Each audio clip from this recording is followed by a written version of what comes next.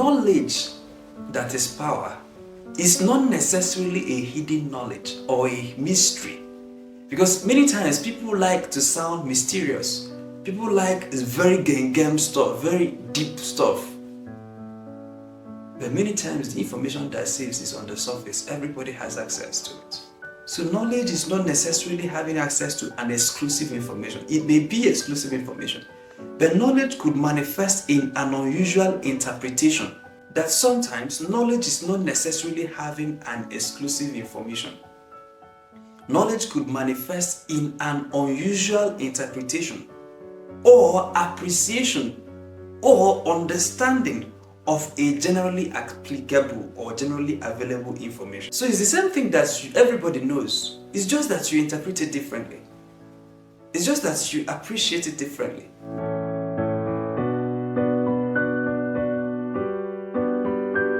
So today we'll be discussing Rahab, the knowledge that saves.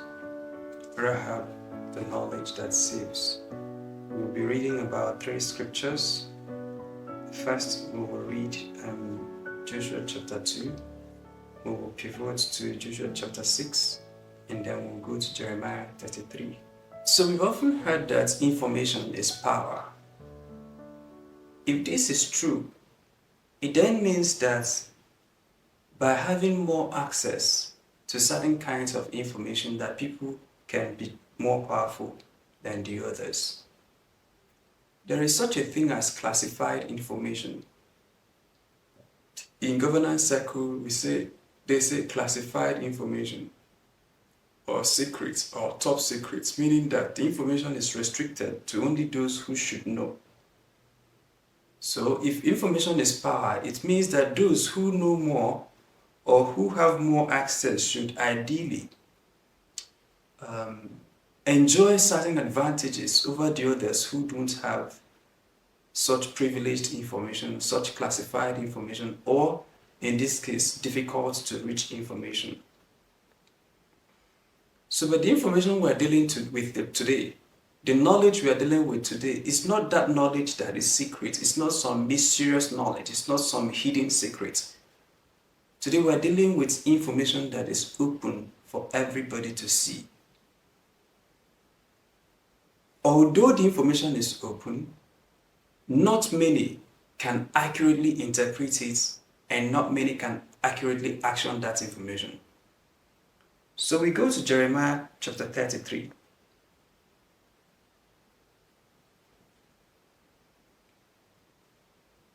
If you go to the 3rd verse, it says, "Call to me, and I will answer you." How will I answer you?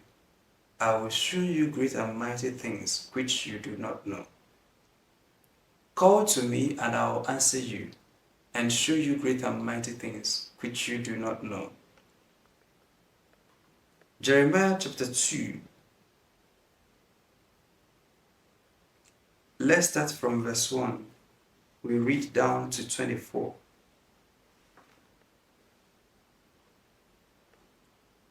Now Joshua the son of Nun sent out 2 men from Acacia Grove to spy secretly, saying, "Go view the land, especially Jericho."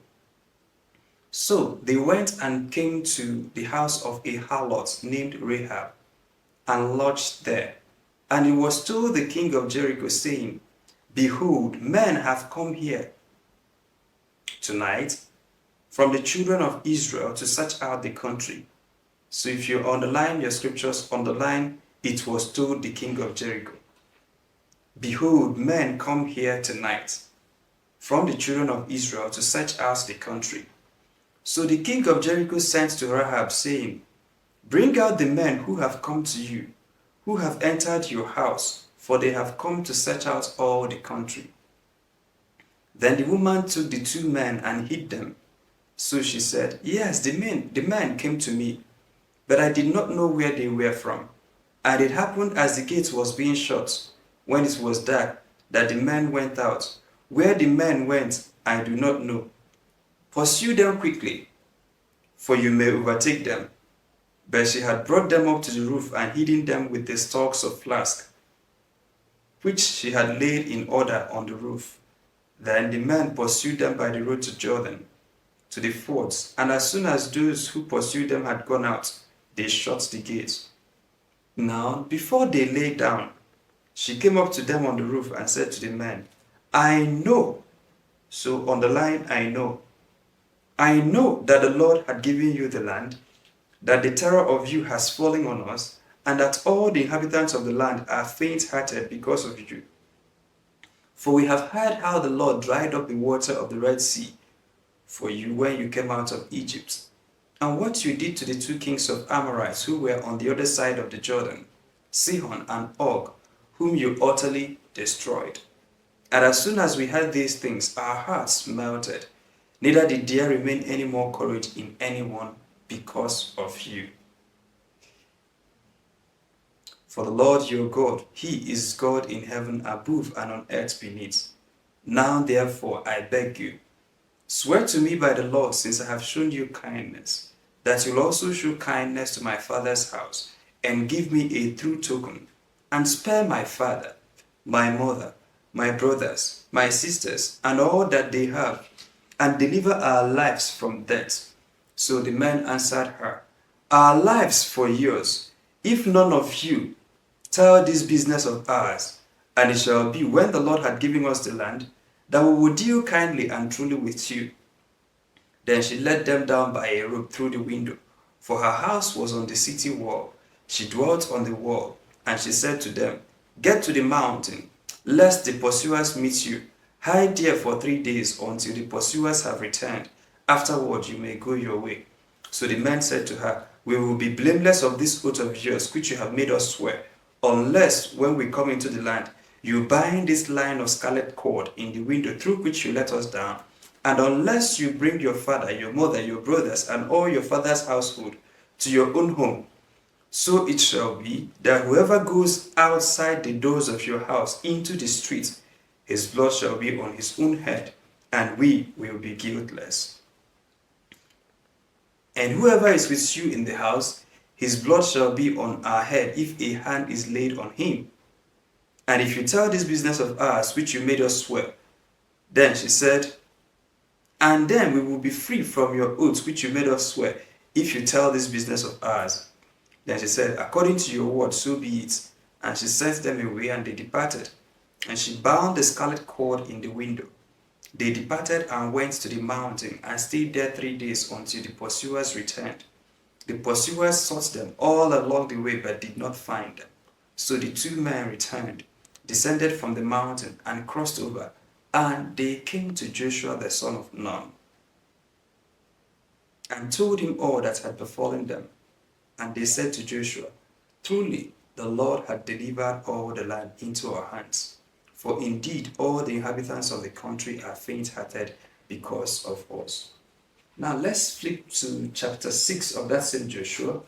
We are now reading verses 22 to 25. So Joshua chapter 6, verse 22 to 25.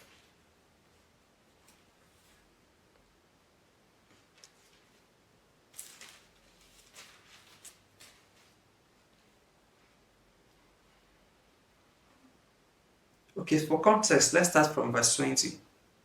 So the people shouted when the priest blew the trumpets. And it happened, when the people heard the sound of the trumpet, and the people shouted with a great shout, that the wall of Jericho fell down flat. Then the people went up into the city, every man straight before him. And they took the city, and they utterly destroyed all that was in the city. So underline, utterly destroyed all that was in the city, both man and woman, young and old, ox and sheep and donkey, with the edge of the sword. But Joshua had said to the two men who had spied out the country, Go into the harlot's house, and from there bring out the woman and all that she has, as you swore to her. And the young men who had been spies went in and brought out Rahab, her father, her mother, her brothers, and all that she had. So they brought out all her relatives and left them outside the camp of Israel. But they burned the city and all that was in it with fire. Only the silver and gold and the vessels of bronze and iron they put into the treasury of the house of the Lord. And Joshua spared Rahab the harlot, her father's household, and all that she had. So she dwells in Israel to this day, because she hid the messengers whom Joshua sent to spy out Jericho.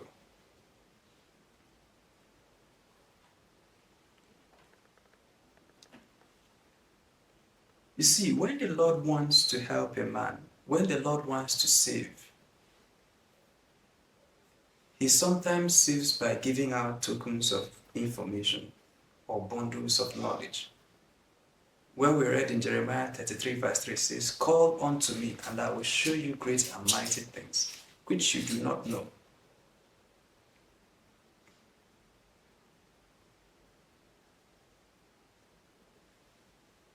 So Rahab said, "I know that the Lord has handed this city over to you.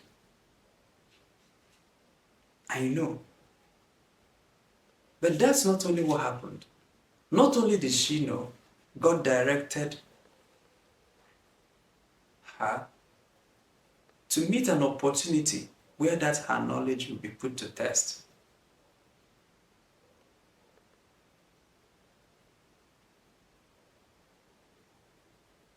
And after that, so there are 4 processes we are going to consider with information, especially information that is publicly available.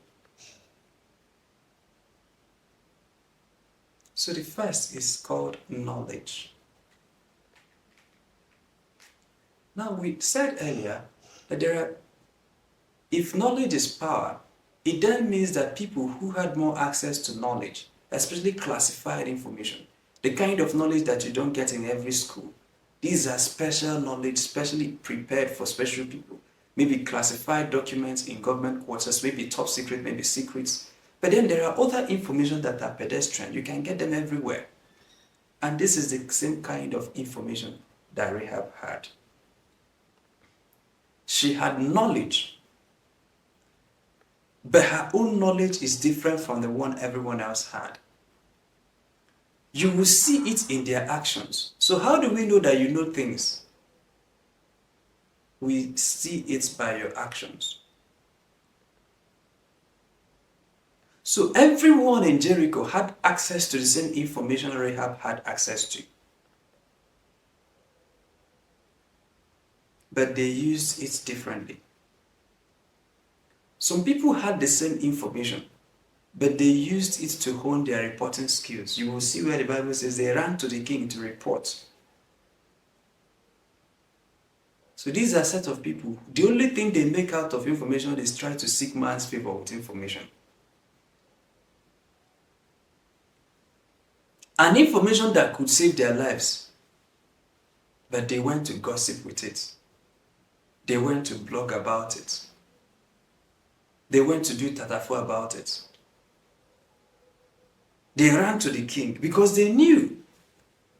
Rahab says, "For we know that the Lord had given..." Everybody in this city is afraid of you guys. We know, we saw what God did with you guys. We are aware that Jericho has been given to you. And the others are also aware of this thing. Guess what they did with that information? They ran to the king. And then, guess how the king chose to utilize the information he had? He chose to apprehend them. So he thought by apprehending these two people, the city will not fall. The same information that Rahab had, every other person had it, but they reacted differently.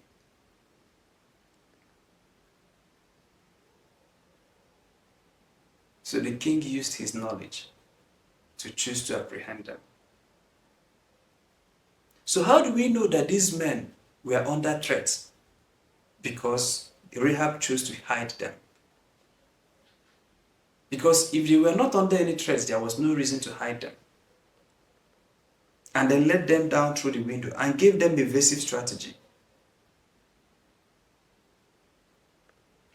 So the king's servants had the same information. Guess what they did with it? All they could do with the information is to rush out of the city in a mad rush, running after the people. The same information, Rahab acted differently. The king's servants acted differently. The king acted differently. The people who reported to the king, the talebearers, they acted differently. So knowledge that is power is not necessarily a hidden knowledge or a mystery. Because many times people like to sound mysterious. People like very gem stuff, very deep stuff. But many times the information that saves is on the surface. Everybody has access to it. So knowledge is not necessarily having access to an exclusive information. It may be exclusive information, but knowledge could manifest in an unusual interpretation. If you're writing, write this down. That sometimes knowledge is not necessarily having an exclusive information. Knowledge could manifest in an unusual interpretation or appreciation or understanding of a generally applicable or generally available information. So it's the same thing that everybody knows. It's just that you interpret it differently. It's just that you appreciate it differently. It's just that you engage it differently.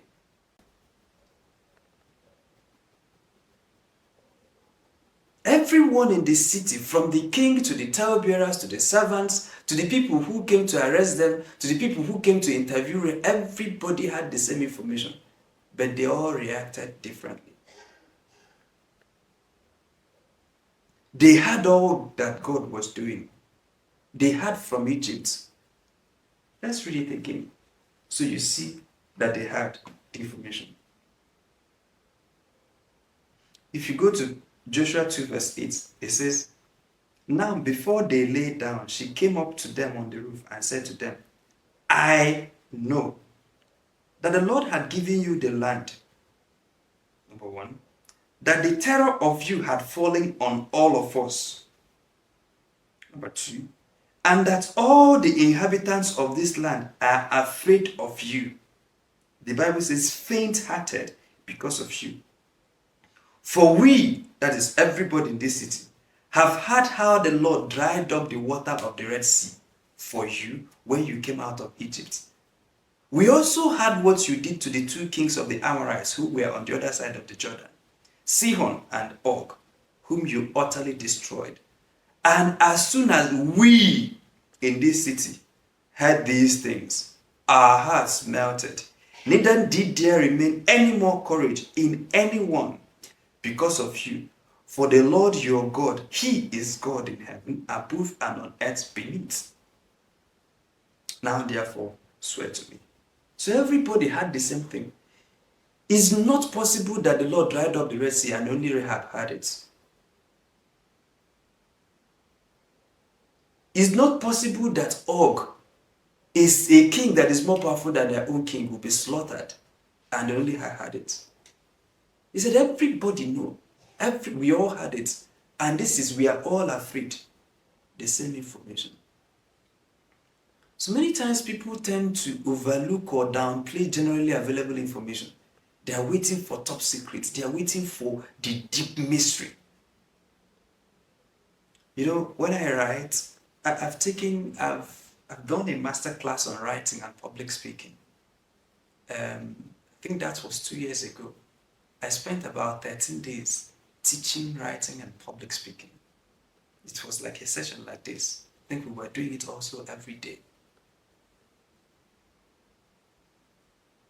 But now when I write, some people, especially young people, tell me, "Oh, I want you to teach me how to speak and how to write. I want you to mentor me. I want you to do it. I want you to..."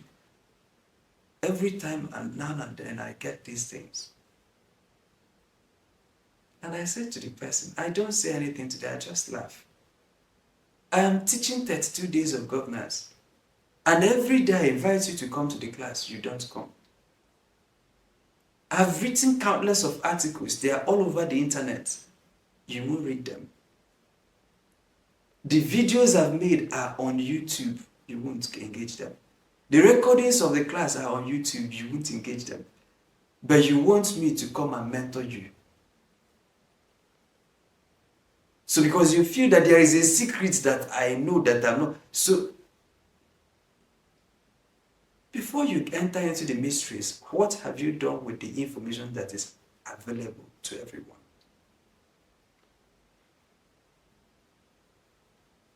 So knowledge is not about having exclusive access.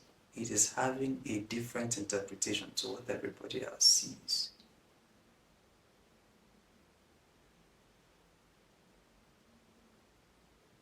Everybody has the same information, but there are people that can interpret it differently. The eyes that see is not this one. It is inside. You remember the man Jesus healed? And he says, what do you see? He says, I see a man like trees. So the physical eyes have been healed, so he can see. But the mind that interprets the picture or the rays of light coming into the eyes is not good. You see, it's not the same thing. This same news at 10 that everybody watches in Nigeria, it's not what it does to the poor masses that it does to those whose work is to shut the mouth of lions. There is a different interpretation. Everybody else has access to this information, but so before you even meet an information, the mindset, the attitude, the framework with which you view the world, the paradigm, your worldview.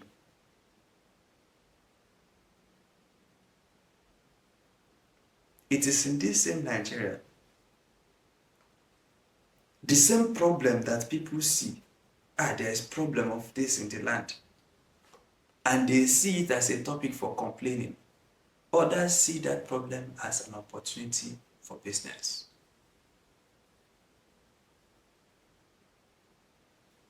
There is insecurity in the land. How can we float a private security company? Others see it as a point of lamentation. There is insecurity in the land. How can we study this insecurity with a view to advising governments on how to solve them? Others see it as a point of crime. There is insecurity in the land. How can I begin to write travel blogs and advisory so that I can tell people the hot spots where they can avoid? Because that's a valuable information. So it's not that people don't see it. Everybody knows that there is insecurity in the land. But I've mentioned like 4 businesses that came out of the insecurity.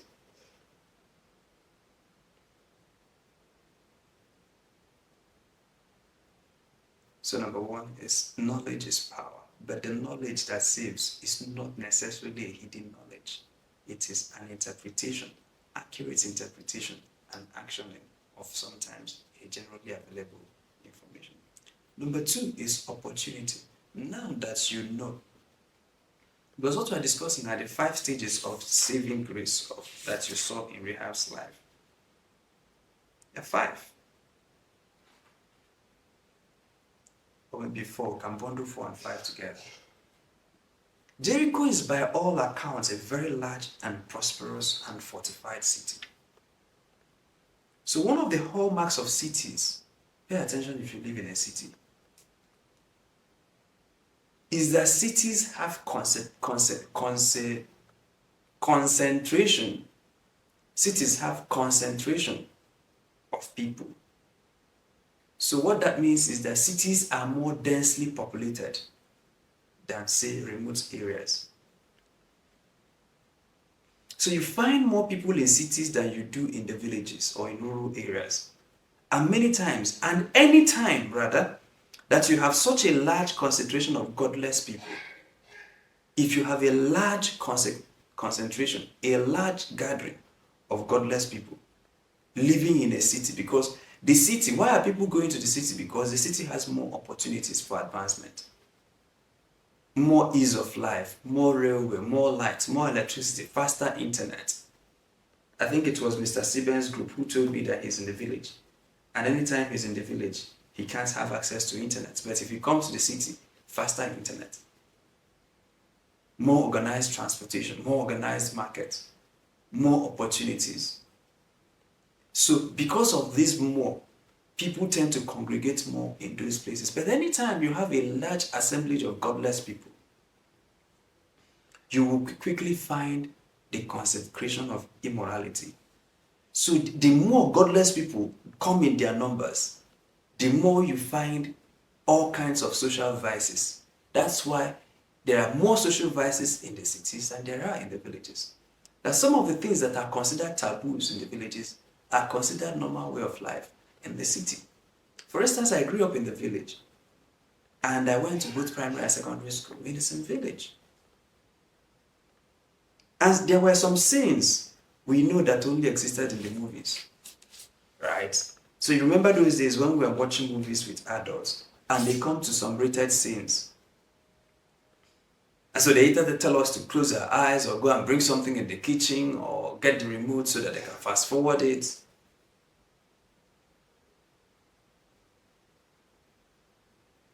Because they didn't want us to see.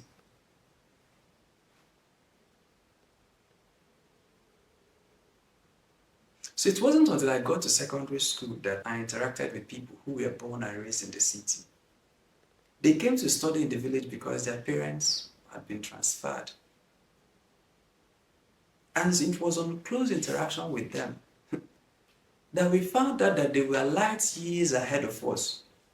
The scenes that we knew only existed in movies.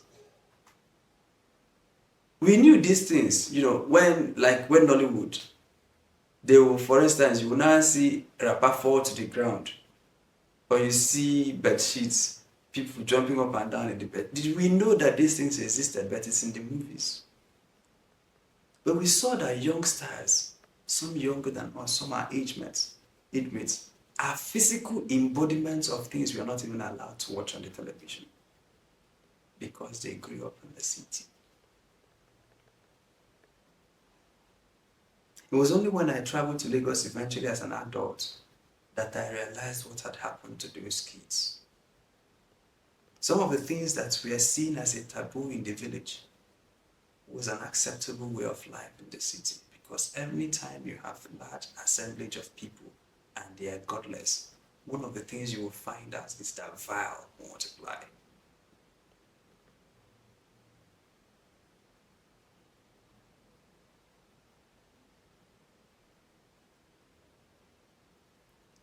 There are some things you only learned if you were raised in the village like me. It was only when you got to the city that you found out that these things are lifestyle and they exist.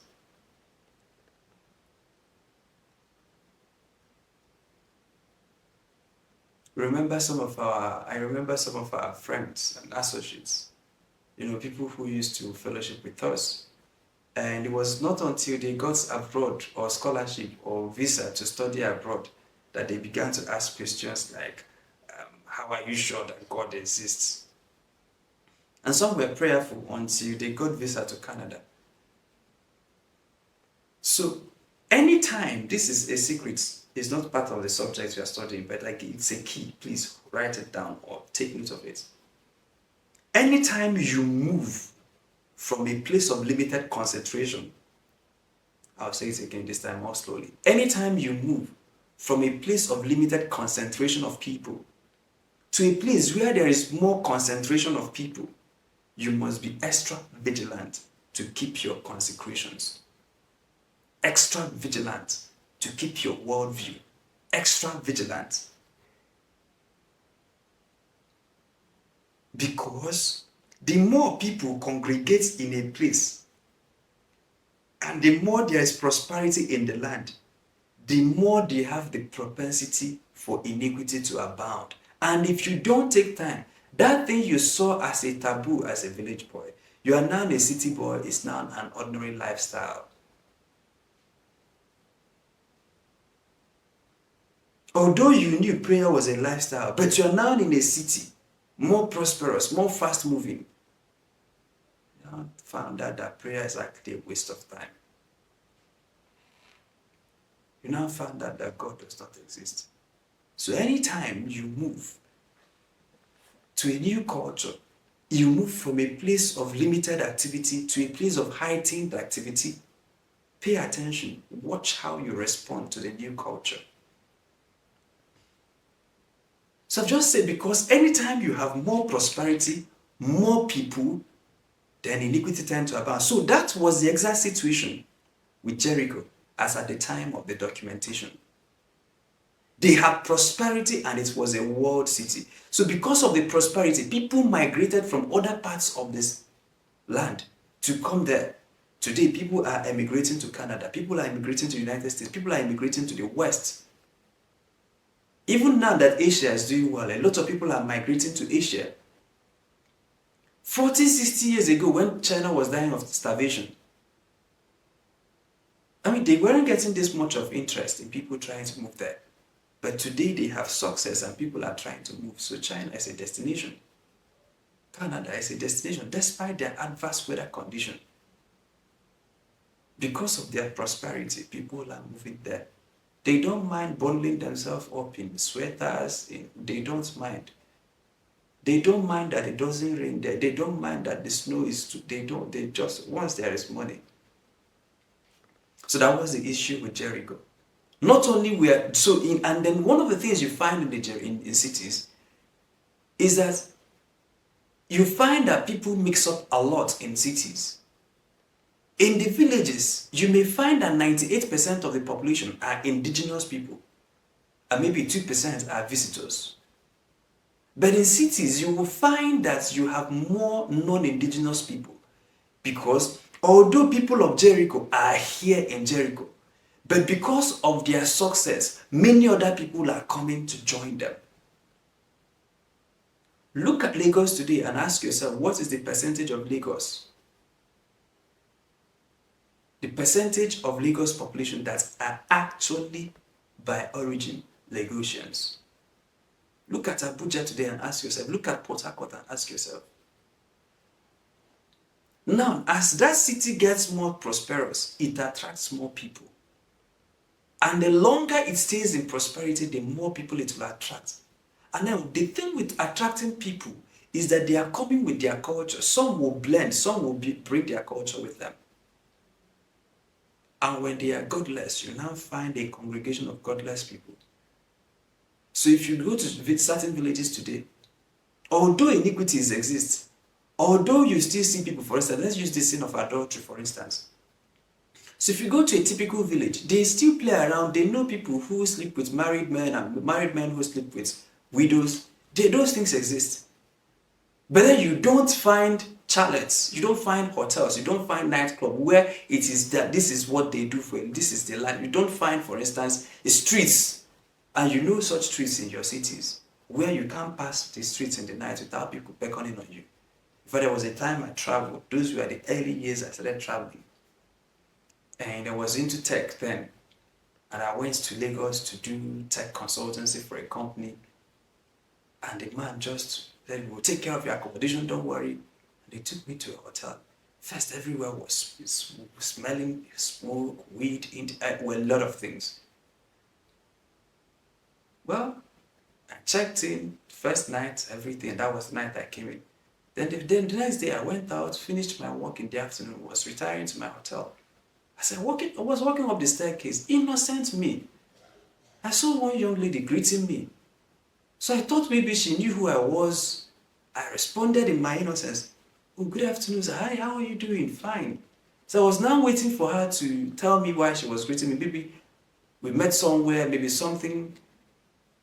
Oh, it was after the fact that it occurred to me that these were around people. You don't have to. So as long as you're in this hotel, they sometimes can knock on your door. You don't find such things in the village. That is not to say that the people in the village are more righteous than the people in the city. But the thing is that they don't create entire industry to service their lifestyle. So even if they do it in hiding. Even if those village girls do things, they hide, but at least they retain some elements of morality, some elements of shame, some elements of, in the city it is open. Everybody knows that it's open. That was the same issue with Jericho.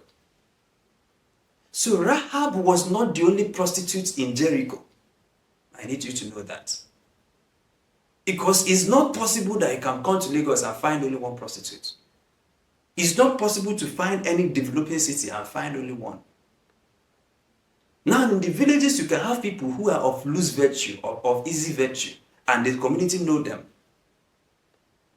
We know those men that their work is to be going around from house to house of people who have lost, widows. But then in the city, Rahab cannot be the only prostitute in that city.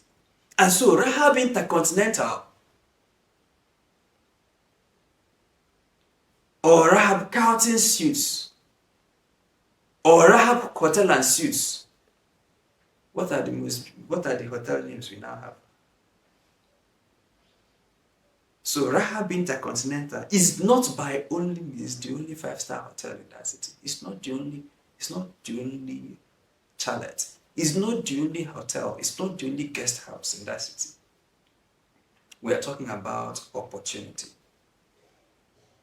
Despite the fact that there were many harlots, many hotels, many chalets, many guest houses, but it was to her that the God of heaven wanted to show mercy and directed the feet of his messengers to.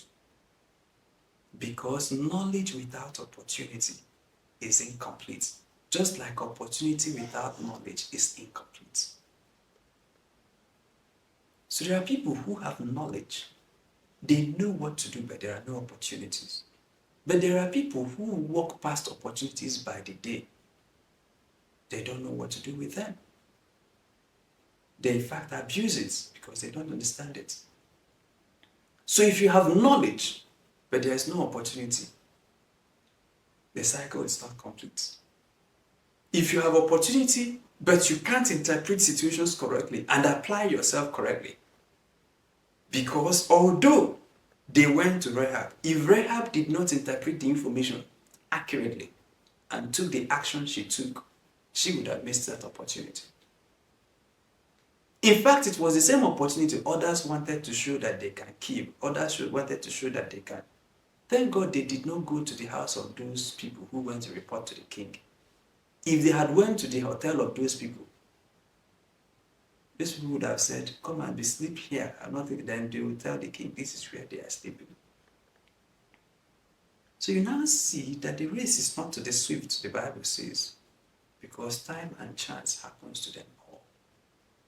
So sometimes if you have checked off the knowledge thing, then the opportunity thing has to be there.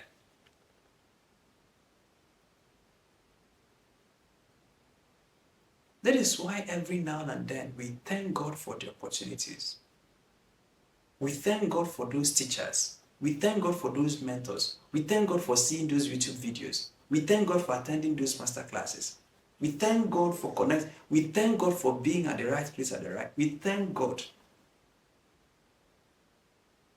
There was an opportunity that made me several millions when I was much younger. I was just browsing, and it was in the days of website design. Not that people don't still design websites now, but as I was browsing, I think I was on Facebook, I saw an advertisement, learn how to design websites in 5 minutes, or design websites in 5 minutes. I'm like, is this possible? I clicked on it. Lo and behold, I went to Wix.com. Wix was one of the earliest platforms of website automation. Other people, you have to learn how to code, you have to build from scratch. So Wix is one of the apps that if you go to, you can easily, you don't have to be a coder to learn how to. And that just one advert I saw made me millions. I was charging companies sometimes $250,000, sometimes $500,000 to design a website. This was years ago. And my fellow geeks, if you take a contract, you have to design from scratch. If I take a contract, I can go to Wix and turn out the website in 3 days. This was like 8, 9, 10 years ago. So it's not like today where you can use AI to knock out any website. And they have both static functionality and dynamic functionality. So first, my websites were coming out faster. They were coming out better because I saw an advertisement. I was watching the The testimony of, is it Moses? Please. He was telling the story of how he came to limelight. Some of you may know Moses Please. He's a Nigerian music artist, a gospel music artist. So I was saying that how he got connected to, broke even. He was doing his music at a small corner. And he had managed to do a musical video and managed to put it on TV. And it happened that Pastor Chris was passing. And the TV was singing his song, the concluding part of his song. And he turned and took a pen and paper and wrote down the lyrics of the song he just had on TV. Because all these songs that play on TV, by the time he came, they have put away the name of the actor, the name of the songwriter and all of that. So there was no way for him to know who was singing. He just wrote down the lyrics of the song and gave it to his staff and said, find this boy.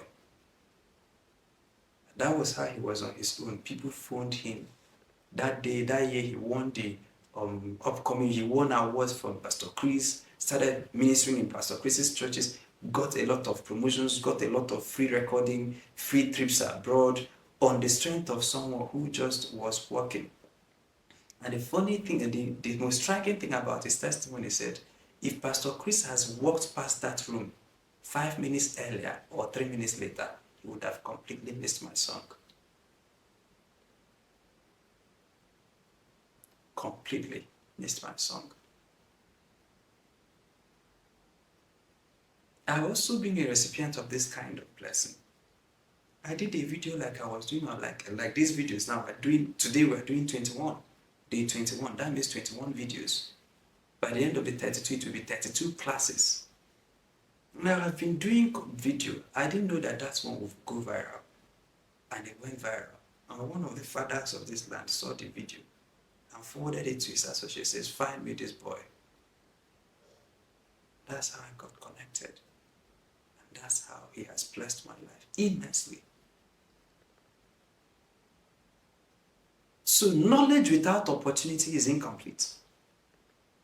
And when we get such opportunities, we will know and acknowledge that yes, it's not because of our strength. Yes, you prepared for the opportunity, but the opportunity came to you. And there are some who are very good at wasting opportunities. For those people, there is a God in heaven that can restore times and seasons. And he can restore the elements that govern the universe. That you want to pray and ask God to always be around a revolving door of opportunities. A revolving door of opportunities. A revolving door. So that as you are taking your time at participating in Boqer School of Governance, as you are taking your time learning, as you are taking your time sharpening your skills, that the opportunities are coming. Because if you keep attending masterclass upon masterclass, you've done your first degree, you've done your second degree, you've even done your PhD, you've attended this, you've attended. If the opportunities are not there, people who know less than what you know can enjoy more benefits and more rapid advancement more than you. So the story of Rahab is about a woman who can interpret an information correctly.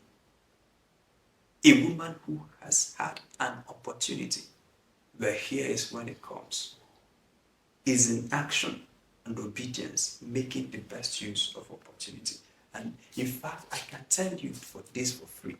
Nobody on earth, not one person, is bereft of opportunities. Now you may say there are people who have more than the others, but everybody that was created by God has had an opportunity. In fact, multiple opportunities to fulfill their God-given mission. Maybe they didn't recognize it, or maybe they recognize it and didn't act on it. But you will see it with Rahab. She didn't just know what was going to happen. She knew that she had to take an action now that can secure her future.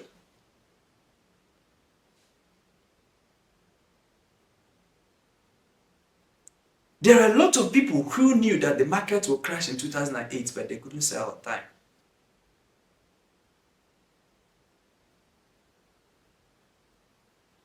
There are a lot of people who are seeing this company, this boy has this thing. There are people who even know the lands that will appreciate and they have the money, but they won't invest. There are people, if you go to their notebooks, it will be full of vision, vision, vision, vision, no action.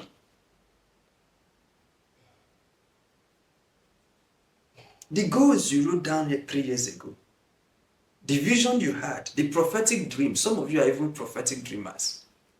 You were in a dream and an angel came to you and gave you a nice idea.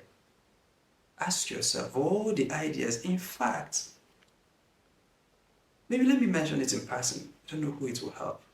Many times, all your ideas are not your own first. I will not prove it today, maybe another day. But many times, ideas are a gift. Ideas are gifts. Because on your own, you know that many of the ideas that can transform your life, you will not be thinking about it when it hits you. You may be taking your pills, you may be just walking the street. You may just hear it on the radio, but something hits, it may be something everybody is saying.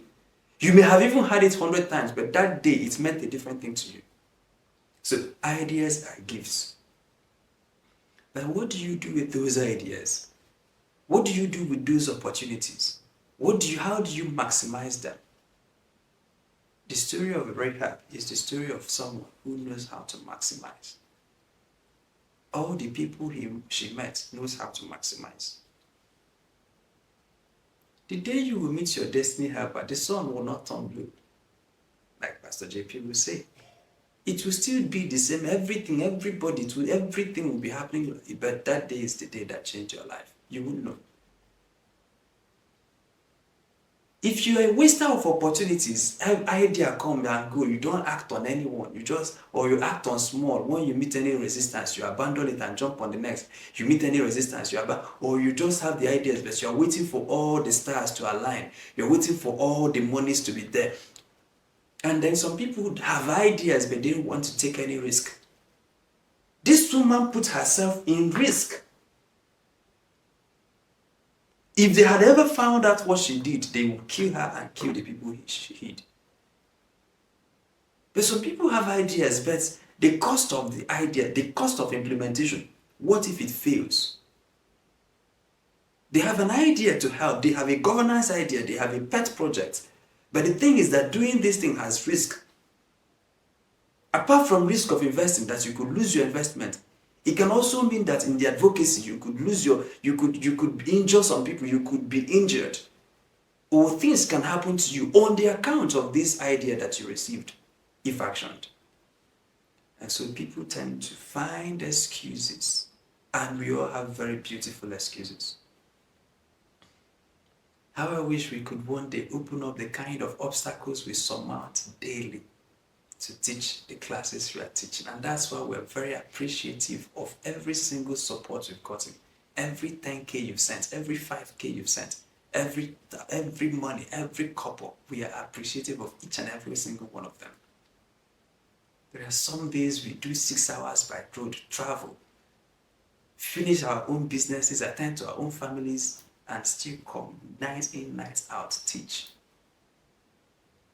Other times, the internet, but we will still do what we have to do. Sometimes we have to subscribe this, but you have to do what you have to do. And there are many people that will have ideas. They won't action it. I'm going to say this to you. Of course, if you've attended classes at this Boqer School for a long time, or at least if you've been to 3 or 4 classes, you will know that usually there's a song that says, let it show that I met with you. Let it show that I met with you. But then, it's evident. Anyone who has attended Boqer School will know that it's evident that I've met something, I've met someone. And this is not knowledge you can find on the streets. That you can't find what we're teaching here in any book. That although you've read these scriptures 100 times, that these interpretations we are giving to it are very unique and novel. So that can only mean that we've interacted with a superior being, or that we interact with him on a daily basis. So some of the things we did during the 2023 elections. Some of the things we knew. There were others who knew more than us. I'm saying this now for those who knew of the work we did for Nigeria before, during, and immediately after the 2023 general elections. There were others who had more access to the information we had. There were others who knew more, who had more details. And in fact, why I prefaced this with what I said last is that I felt that the Lord told me, you were not the only one I told about what was going to happen in Nigeria, but others were too afraid to speak up. You're not the only one that knew, that saw the plot of how the elections were. By the way, the elections were reviewed. I was on my own, doing my own little thing, and I don't say more than that. But the thing is that it is not just me that saw it.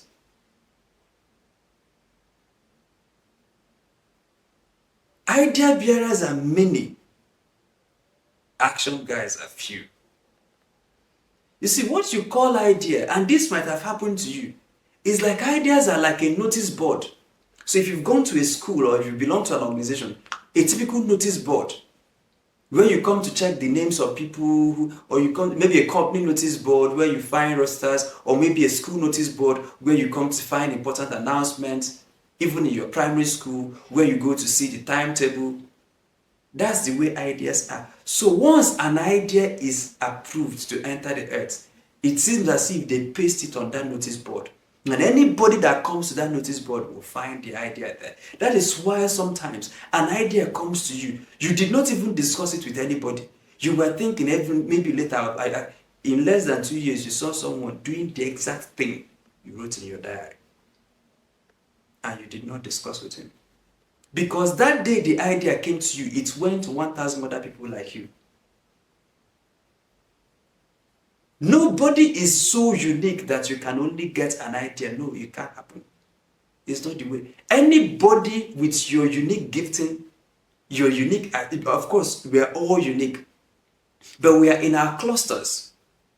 For instance, all fruits are unique, but you can now cluster fruits called citrus. So the orange family, the tangerine, they are in a company. So you now with your unique gifting, you are unique. But you also find people with the same expression of the anointing you have. Or your tribe. You are called to do this particular assignment, but other people are called.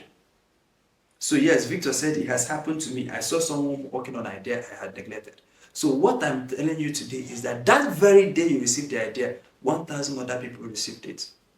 Anybody, it's like the notice board. You go to the notice board of your school, you will see the school timetable. You even know the day they will set the exams. But it's not everybody that will read and prepare for the exam. So nobody is powerful enough to receive an exclusive idea. Very rare is a rare situation. It's a very rare. That's 0.00 that only one person got this idea. The day you were having that dream, other people will have the same dream. I tell you this for free. May not be in the same country, may not be in the same city, may not be in the same village. So ideas, so when you receive a wave of ideas, it's like there's an opening in the spirits and they don't pour out ideas into the minds and hearts of the people who those ideas are meant for. And so say that they poured it into the hearts of 1,000 people. And so are these ideas good? Good, yes. So now go back to the parable of Jesus, the parable of the sower. So they sowed ideas in the hearts of Victor and other people. But guess what? Some of those ideas will fall on good soil. But others will fall by the wayside. Others, birds of the air, will deal with them. Others will fall on thorny ground. So those who fall on thorny, the day they receive the idea that nothing can work in this country, Jerry. Nonsense. With all this terrible hardship, with all these things that's good, how can we start a business in this economy? Can't you see that the poor is getting poorer? That's how they wasted the idea. Can't you see this economy? How do you expect someone to be running a business? Guess what? Another person in the same economy can take that idea and turn it into a successful business. There are people in Nigeria succeeding despite the bad government policies. You're not the only one that buys fuel at 1,000 naira per liter or whatever it is they sell it. Every other Nigerian buys at that amount. You're not the only one that Tinubu is the president of. Every other person in Nigeria is subject to the policy, but we all react differently. So some of those ideas will fall on. So what you want to be sure, am I the turning ground of ideas? Am I the person that I bet can pluck the ideas? Yes, you receive the idea. Some of you are not even careful enough to write it down. And if their ideas, if they come to you, you don't write them down. Sometimes the next 2 minutes you won't even remember it. That's to show you that it doesn't come from you. That's if you don't write it. Sometimes, so when I receive it, so how do you know so much, Chima? I will just be on my own, and it's as if a spirit is dictated to me. That's one of, and in fact, many creative writers are like that. So how are you able to teach 32 classes? Even if we teach 100 classes, we will not scratch the surface of what we have. And this is not to brag, this is just to make a point. That when we receive these ideas, we write them down. And after writing them, we go back and meditate on them. We go back and develop, because they come like raw. They don't come like these refined classes. No, that's not how they come. They just drop ideas, scatter ideas for you and leave you alone. It's when you now sit down in the cool of the day, you begin to distill them, begin to think about them, they begin to come together, you begin to see them make, you begin to add. Some of you are too busy for ideas. Ideas can't come to you, you are too busy. Your mind is so disorganized. There's so much noise in your head. Even when the ideas are shouting, you won't hear them. But for the few that got it and wrote it down and meditated on it, some will implement it after 1 week, 2 weeks, 3 weeks, they will gas out. Because obstacles will come. Obstacles will come now. Should we tell of the obstacles of doing public policy work in Nigeria? Should we tell of how many times the government has tried to come after us? Should we tell of the many risks we faced? Should we tell of the many times we escaped death? Should we tell of several things? Even with teaching Boqer School, if you see the kind of obstacles, sometimes I'm wondering, I'm only teaching people that maybe 20, 30 people per class. And I'm facing this kind of opposition. So what happens the day I'll start teaching a class of 1,000?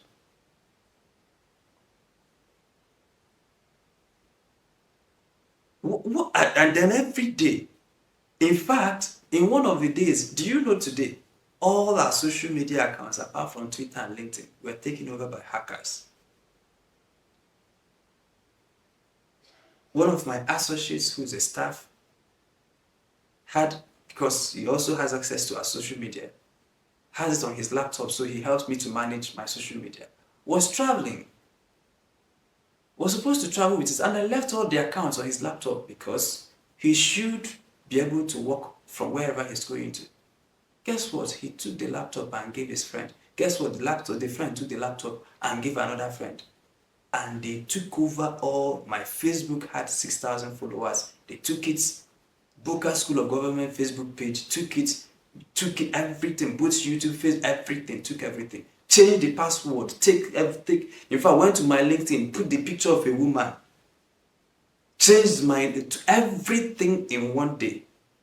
That evening, I came and taught Boqer School of Government. Took over the Twitter that had 9,000 followers. We did. I had the option to start pursuing them or to stay dedicated, stay focused to the class. And in one of the days, as I changed password, they changed, because they had everything.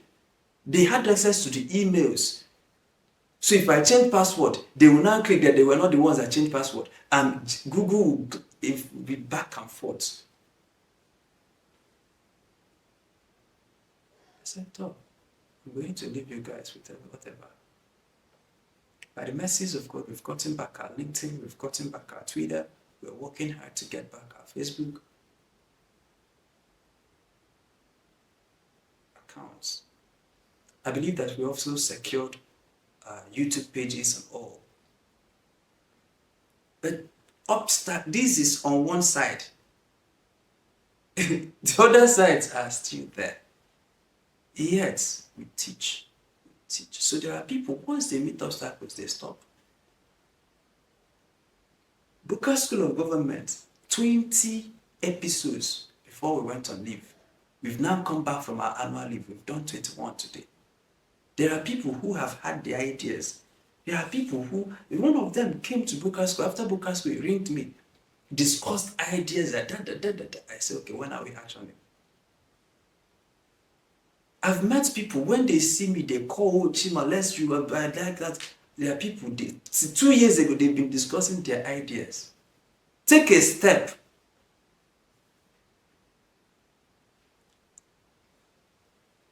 Sometimes the most successful guys they don't even the best ideas. Sometimes people will say, may the best idea win. No. Usually it's the best that executes that wins. Don't think that Facebook is the best idea, the best social media. It's just whoever executes faster and better. There are people who had the idea of Facebook much before even Mark Zuckerberg got the idea of it.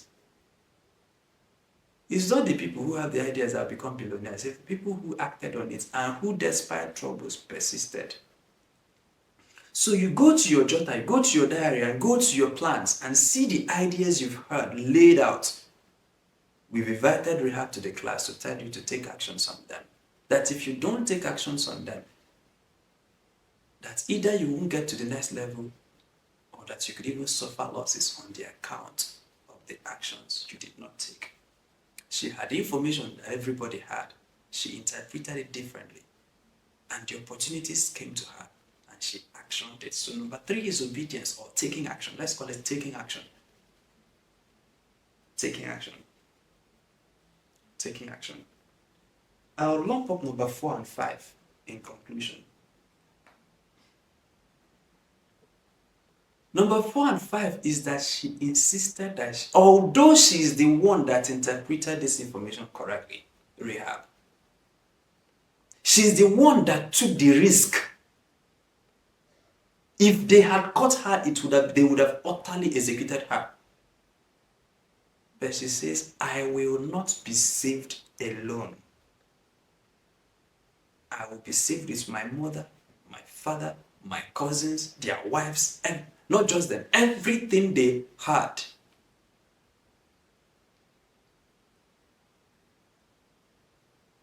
This is anti our culture. Our culture is a culture that only me will be saved. In Igbo language, they say, Somu beze gakwoto nowa. What it means is, only I, the king, will stand on earth. I will be the only man standing. The others will bow down. It is not Rahab. Once you have interpreted the information accurately, and you've taken the risk to make an important move, and the opportunities are there, open up doors for others. Open up doors for others. Open up doors for others. Open up doors for others. Don't be the only successful person in the pool of unsuccessful people. It's not actually a blessing that you are the only one saved in your family. If you've met Jesus, give him to the others. If you've hit money, show others the way.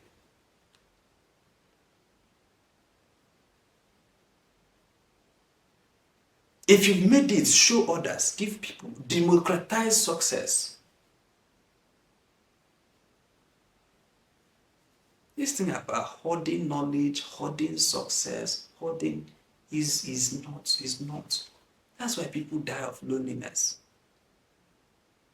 Because they are now the only successful people. So why are they the only successful people? They couldn't democratize it. And now they are saved alone. Imagine Rahab saved alone. Imagine what would have happened to her.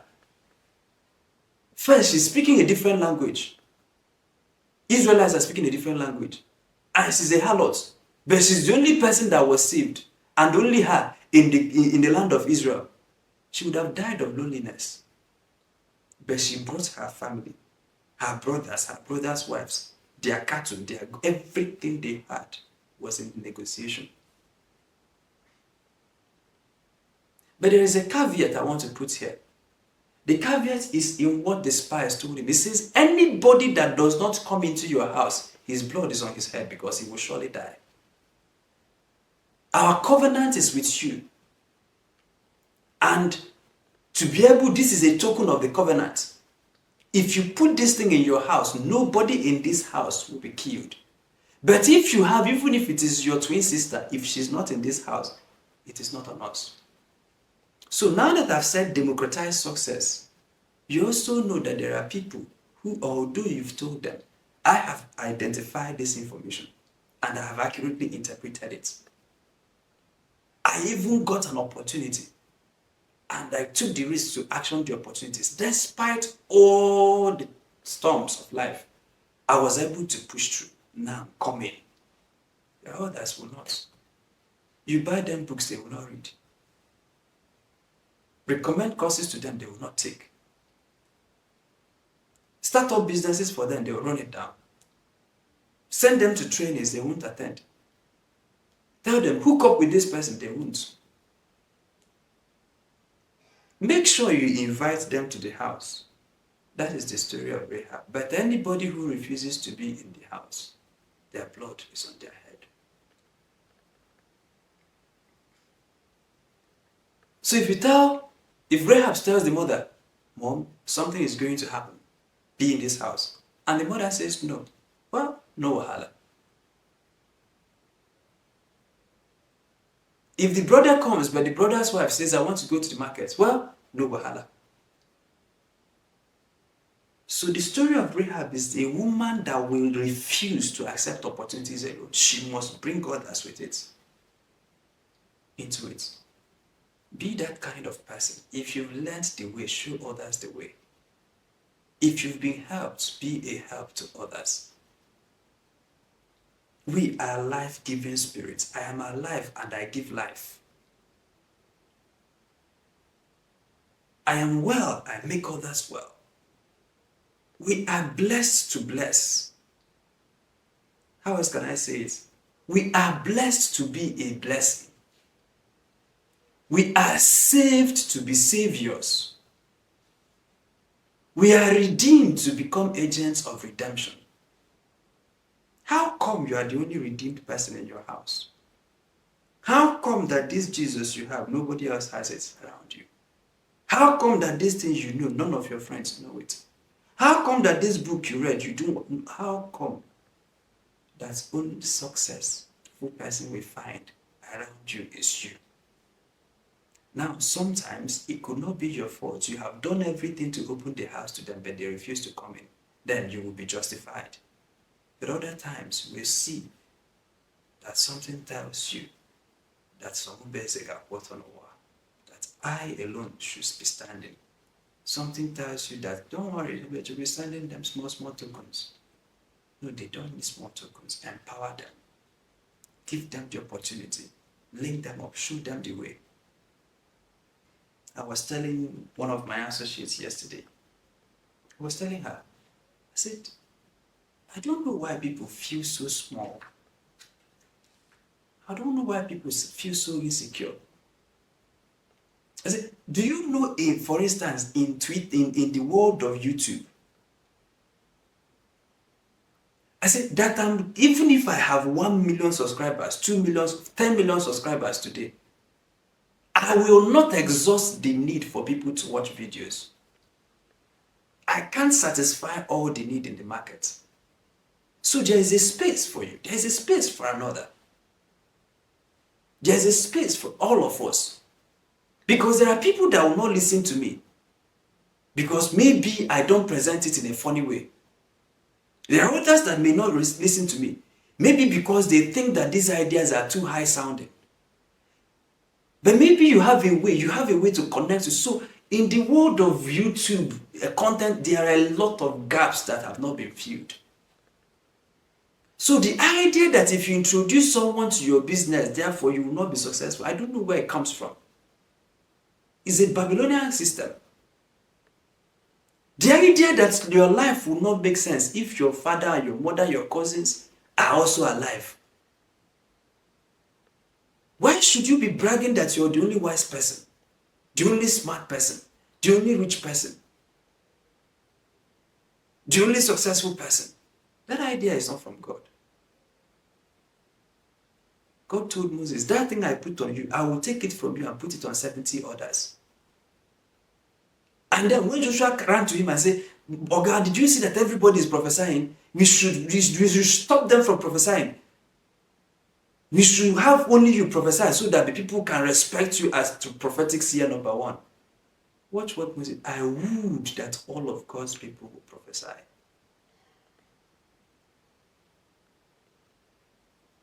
Oh God, this business you started, a lot of people are doing it.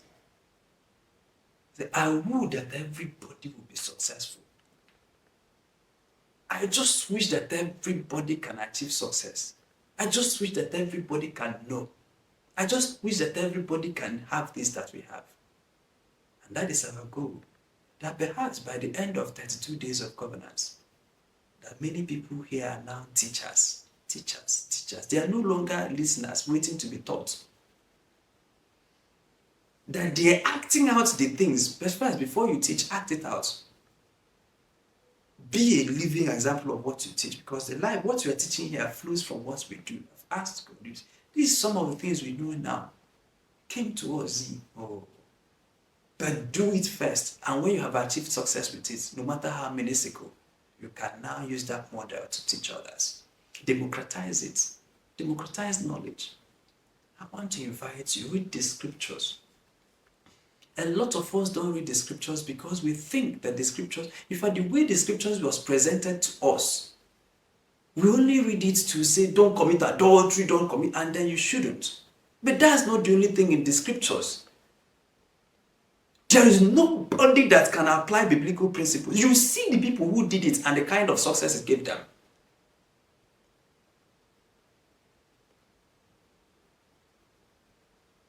If you knew that your next job, you can find it, the problem you have now, the strategies are already in the scripture.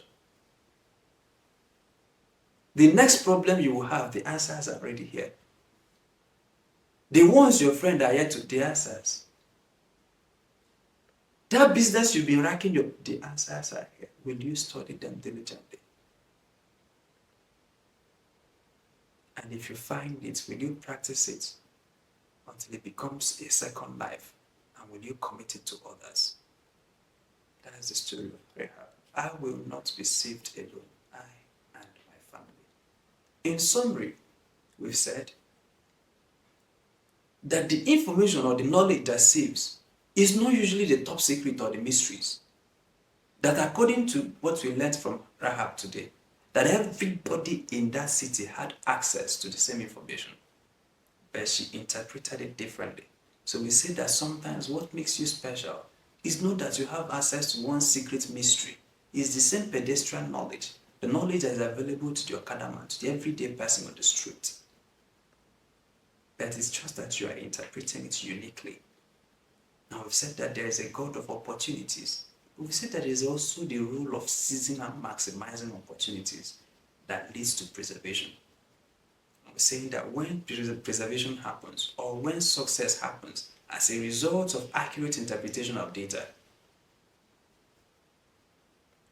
being in the right place at the right time, making the most use of the opportunity, that you also do well to invite others to partake of that.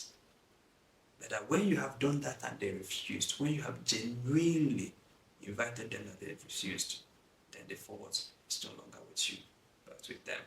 Thank you so very much for attending the 21st episode of Boqer School of Government. I see 2 comments here. It has happened to me. I saw someone working on an idea that I neglected. Yes, ideas are like a radio station. Once you have a receiver, you'll be receiving it. But if you tune it to 94.1 FM, that does not mean that anybody else that tunes into it will not, they will hear the same thing that you heard. So that dream, the vision, ideas are like a transmitting station. Anyone that has any radio set and tunes into that frequency will receive the exact same thing you heard. Some cases, the exact same time you heard it. Yes, Victor, your hand is up. Please take the floor.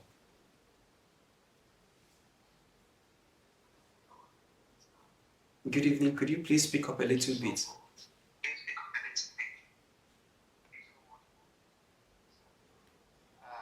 I learned a lot of things, but I will just focus on one, which is never be caught unprepared.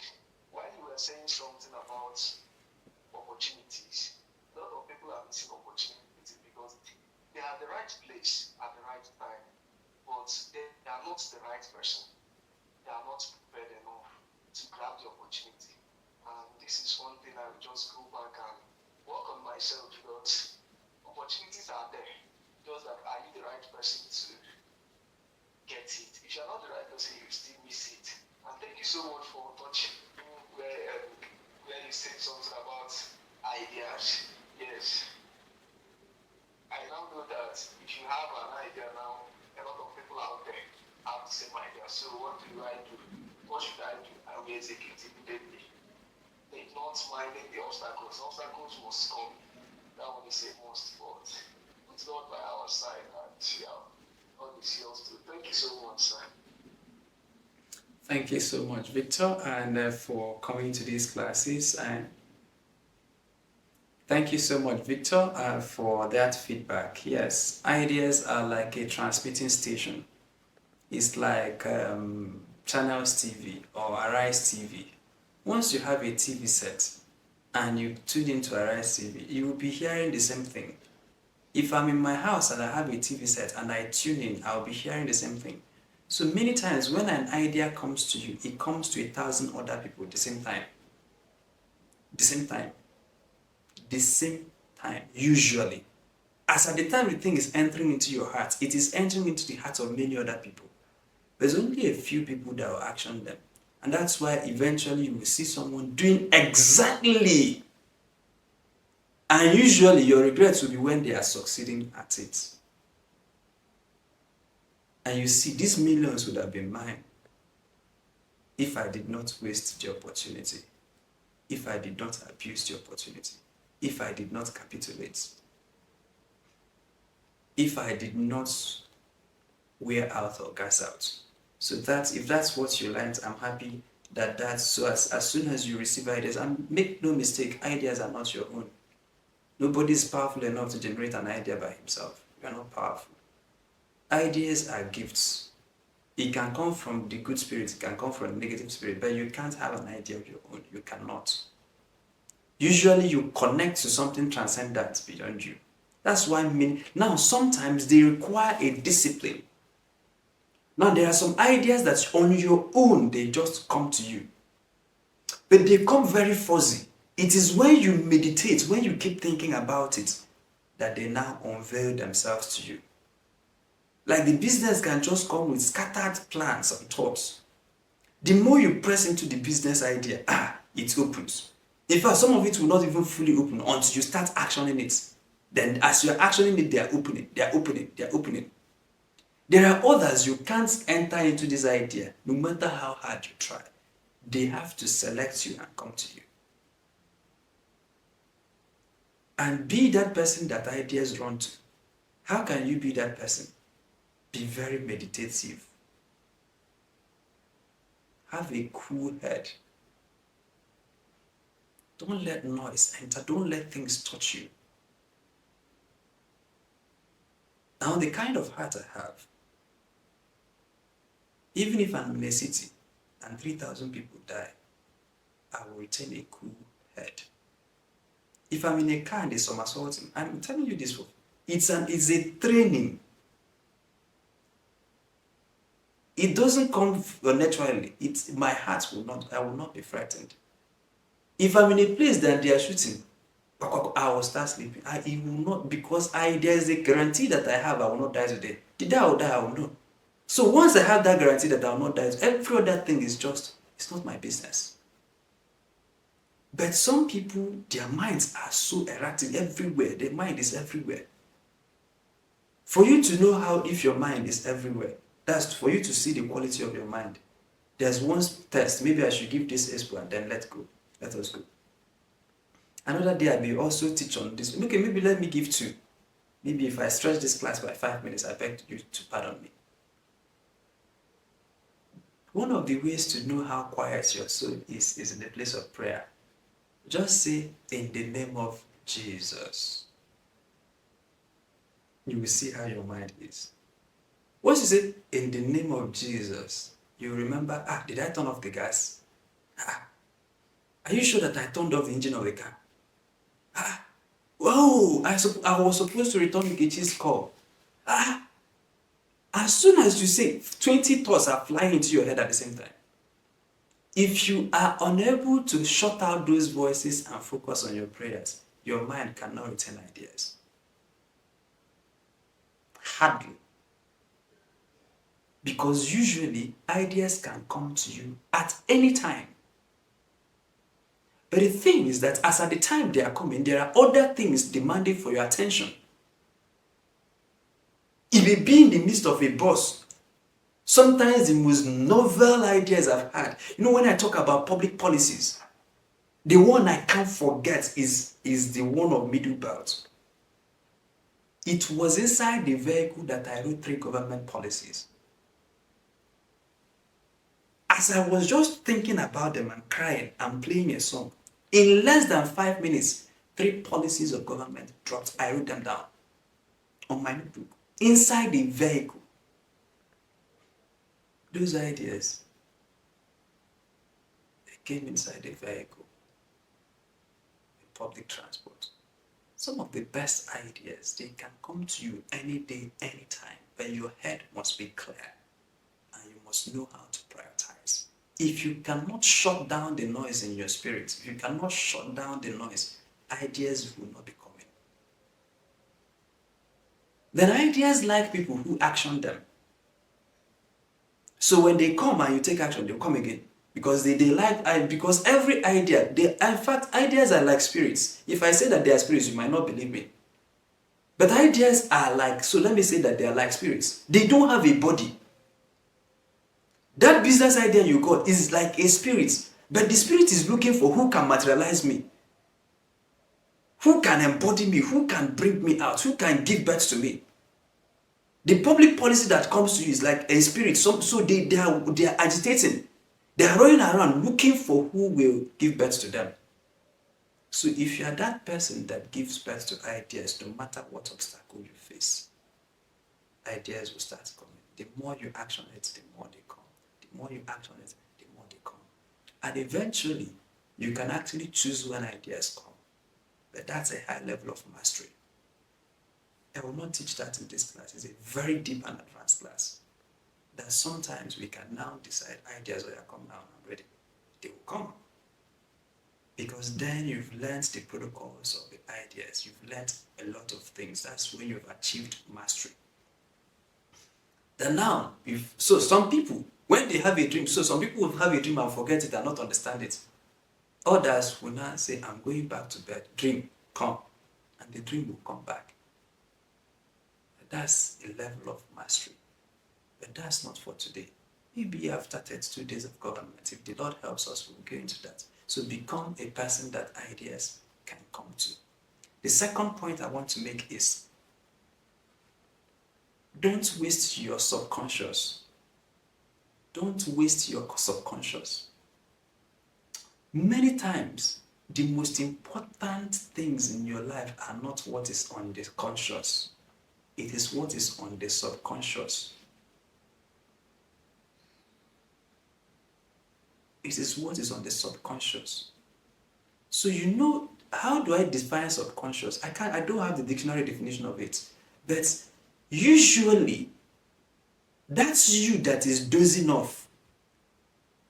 Is the subconscious you. You are not fully sleeping, but you're not fully active. So what I do, anything I want to know, I just leave it. Any topic whatsoever. There's a Google, there's a spirit, there's a Google. It is faster. They have more knowledge than any search engine. What I do is I watch what I do 1 hour, 20 minutes, 30 minutes, 10 minutes, 5 minutes before I sleep. So before I sleep, some of you sleep on your phone. You are watching TikTok and you slept off. You're watching a movie and you slept off. You are reading a book and you slept off. You are thinking random thoughts. No, before I sleep, my thoughts must be gathered. So don't just be thinking about, focus on one thing and be thinking about it while you sleep. This business, how do I grow it? This topic, it doesn't, I've written it, but it doesn't, something is a little bit off. Anything whatsoever, just put your mind to it before you sleep. And then when you wake up, don't just jump into action. Don't take your phone. In fact, that's why I'm begging God to give me a second phone, and I'll get it soon. Because when I had the second phone it was there. The phone that is noisy, there's a noisy phone, it doesn't get close to me. I put it away. The other one, no email on it, no nothing on it, just me and my writing pad. So when I wake up, I write. But sometimes you wake up and you want to write, a WhatsApp notification comes in. You're not reading it, but you saw it. It takes 20% of your mind away. Just saw one email, it takes, and before you know it, you've already started replying the WhatsApp chat without replying it. But it's already taken. So you have to make conscious effort to take away that WhatsApp chat from your heart. This is for those who are that conscious. I pity people whose morning devotion is WhatsApp, evening devotion is WhatsApp. Night, how they go to sleep is that they take 50 doses of TikTok. How can you know things? Your mind is scattered. No. Try it this night. Before you sleep, focus your attention on one. And then as you focus, you will see how difficult it is to focus.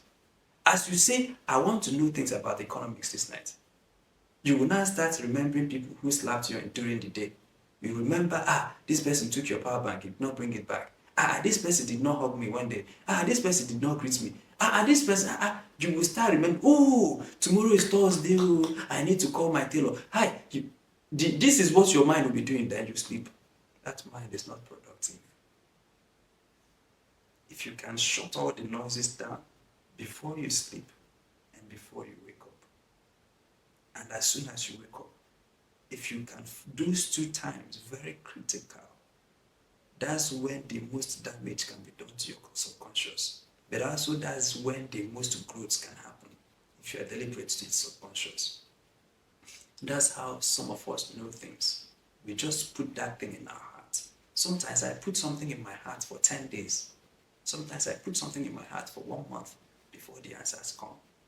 I'll be thinking about it. So does it mean this problem does not have a solution? I'll go to bed. Does this mean this problem does not have a solution? I go to bed. Now, sometimes, the one that can help you the most, try it this night. If you are the kind of person that wakes up in the night to urinate, of course, this is now an advanced class as we are teaching. When you wake up and finish easing yourself, don't just jump right back on the bed. As you are laying down, put something in your mind. Because when you wake up to urinate, you are not fully active. That's why you can sleep immediately, except for people who have sleep disorders. But as you just woke up to urinate, or something happened and you woke up, or you are sleeping and someone woke you up and you are trying to go back, don't just go back on an empty mind. Don't leave the mind empty. Put a problem there, put a thought there, put a person there, just put something there. If you don't, put a very nice quote there, put a scripture there, and be thinking about it. And when you wake up, you will be surprised what you will know about that thing you were thinking of in that state of mind. And when you've gotten it, write it down. And when you've written it down, whether you understand it or not, when you're writing, just write. Just write. And then eventually, don't write and keep it there. Come back later when you have the time and start reading this thing that you wrote. Does it make sense? What is this thing trying to?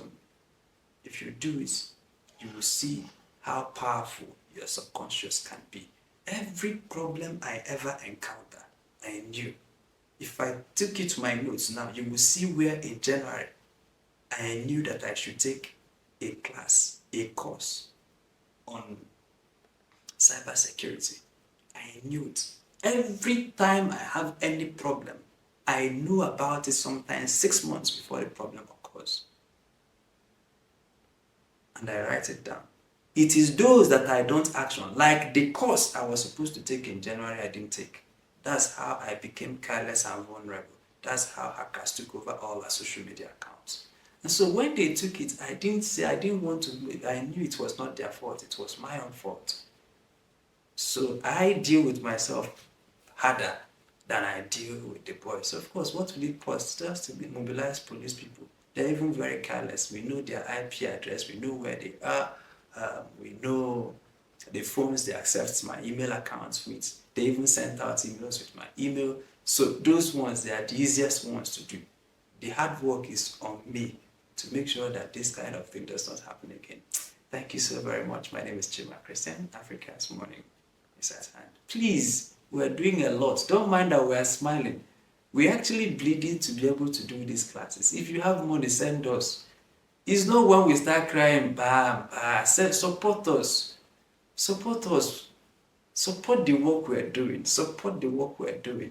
Support the work we're doing. Support it. Send money, and send again. If you've sent before, send another one. And send big money. Support the work we're doing. You see, when you see nice things, support it, encourage it. Because it is people that are supporting evil things. Support nice. You don't say, oh, this thing you are doing is so good and beautiful. Please put resources to recommend us to people who can support us. Speak to your friend and say, there's this young boy, he's running Boqer School of Government. I think you would like to sponsor. Maybe listen to, or just support. Send us their emails or their phone. Tell us, call this person, tell him I sent you, and tell him what you're doing and what you need. He might be able to offer you help. If you know people that can donate laptops to us, send us, tell us foundations that we can write them. Let them donate gadgets so that there are people who are now calling us, they want to volunteer. They will have to make a space available to them. We have to provide work tools for them. We also have to pay stipends in addition to the ones we already pay. So please, and then this is the end of the month, support us. Support us. Thank you so very much, and good night, everyone.